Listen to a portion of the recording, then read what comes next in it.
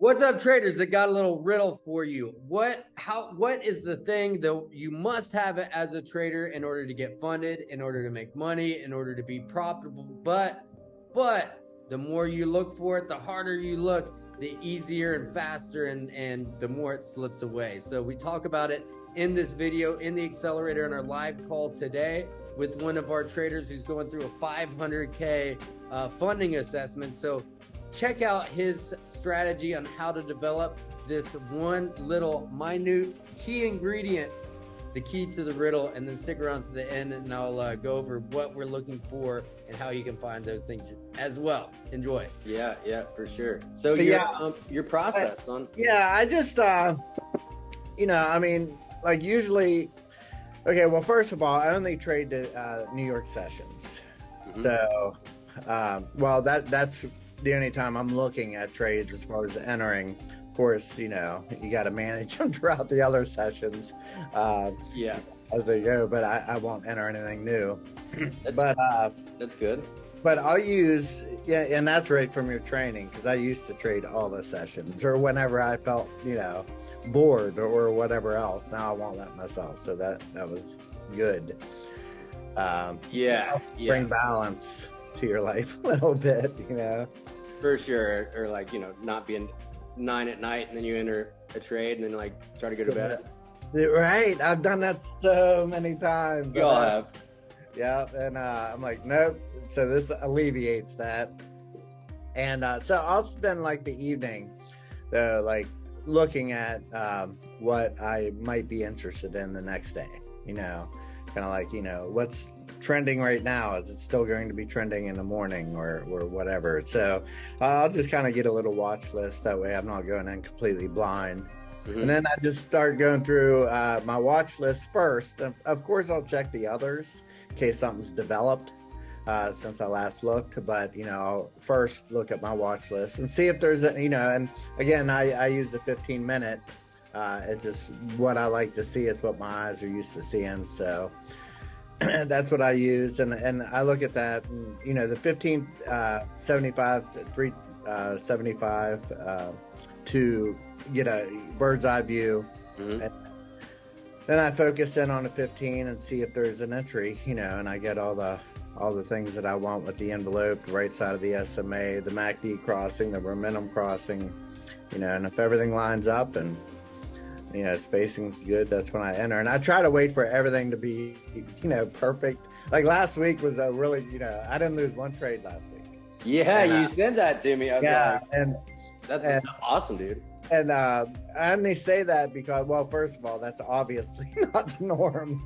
It was just one of those weeks. Like sometimes you have really bad weeks. Last week was a really good week. So, I mean, neither way is the norm. Well, you're just you're just in the zone.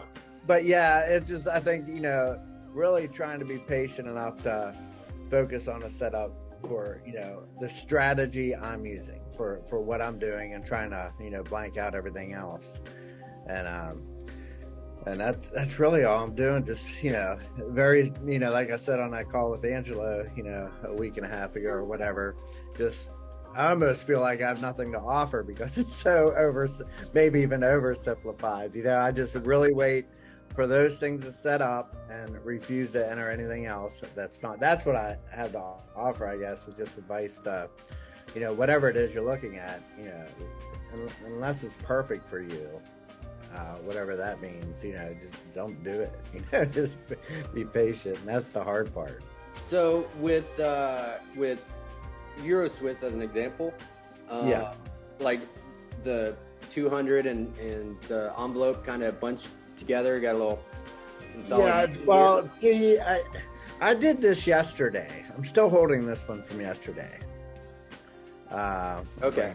I'm bringing it up. Oh, like from up here, or but I mean, if you go out to the hourly, it looks like we're breaking down, so Right. Yeah, I think it's, let me see. I came in yesterday morning at I don't know, 7:45, I think. Or no, 6:45, excuse me. Okay. Go ahead, right in here. Yeah, I thought it was going to keep on going there, you know. Yeah. I was like, and that when that wick popped, it well, yeah, it was like one pipette away from knocking me out. Oh, really? Nice. Yeah, I couldn't believe it didn't knock me out. Surprised 8 cap didn't just like go ahead and smoke you on that one. Right. Yeah. I mean, it was so cool. I'm like, well, I'm starting this week off with the loss. That just, you know, but it did check all the boxes. So I didn't feel like terrible about it. Yeah, I was disappointed, but I wasn't like, you know, too bummed. But then it just, you know, it was like my stop loss was 300 and it was like, 0.300, it was like, you know, 0.290, 0.294, you know, all the way up from like, you know, 50 pips. I'm like, here we go. And it just like stopped there, like, I don't know, 294 or something. The market's been doing a lot of that this week. And yesterday was the bank holiday. Pointed out in the chat. And I'm like, I'm not looking for anything else today. It was, you know, yesterday. So what's been the shift for you? And thanks for sharing. For like, from when you came into the group, right? So, I mean, obviously it's a long journey for everybody. Like, you know, it's for Greg, for Gabe, for you, for Bobby, like, you know, it's always different, but there's always a point in time where you kind of like get settled and then you're like, okay, I don't need to rush this, and becoming more particular about your trades is one of the hardest things to do. Yeah. I think for me, really, I mean, it's just like really learning to be patient. I mean, because I've never been patient in my short trading career.